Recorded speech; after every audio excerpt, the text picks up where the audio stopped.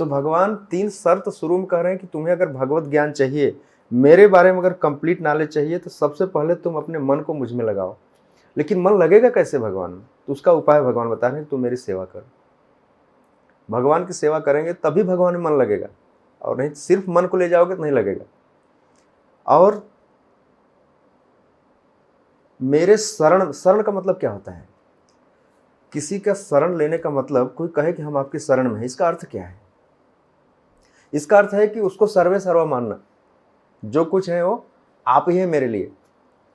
तो यह भावना हमारे मन में होनी चाहिए कि कृष्ण हमारे सर्वेश्वर हैं, सब कुछ हैं, हमारे पालक हैं, मेंटेनर हैं। उनका जो आदेश है वह हम किसी भी स्थिति में पालन करें, कि यह होता है आश्रय लेने का अर्थ।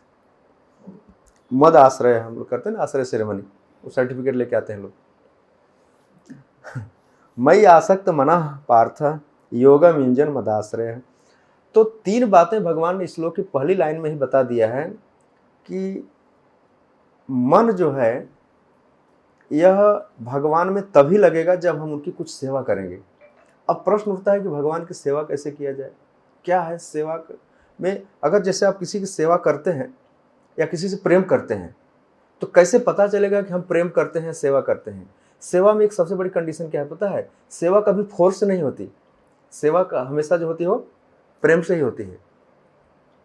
और अगर हम किसी से प्रेम करते हैं तो कैसे पता चलेगा कि हम किसी से प्रेम करते हैं? उसके लिए कुछ सेवा करनी पड़ती है। बिना सेवा के सिर्फ शब्दों से बोलने से प्रेम पता नहीं चलता है। इसलिए भगवान तीनों चीज़ों को मिला रहे हैं कि तुम मेरे लिए कुछ करो, मेरी सेवा करो। लेकिन इन दोनों बातों के पीछे एक शब्द जोड़ दिया भगवान ने, आश्रय। मेरा शरण लेकर के तुम यह दोनों काम करो। और जब तक हम भगवान के शरण नहीं होंगे तब तक ये मन को भगवान में आसक्त करना और भगवान की सेवा करना, ये दोनों डिफिकल्ट बातें होंगी।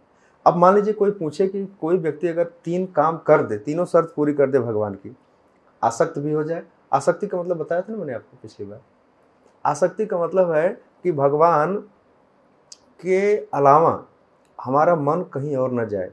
ध्यान रखिए, भगवत गीता का ज्ञान जो भगवान दे रहे हैं आगे चल करके, अर्जुन के सामने ऐसी स्थिति है कि हमारी क्वालिफिकेशन नहीं है उसको रिसीव करने के लिए, लेकिन फिर भी प्रभुपाद जी ने हमें कृपा पूर्वक दिया है। तो 3 शर्त अगर कोई पूरी करता है तो उसको लाभ क्या मिलेगा? तो भगवान कह रहे हैं असंशयम समग्रम माम, तुम कंप्लीटली मेरे बारे में जान जाओगे, कुछ भी नहीं बचेगा जानने के लिए।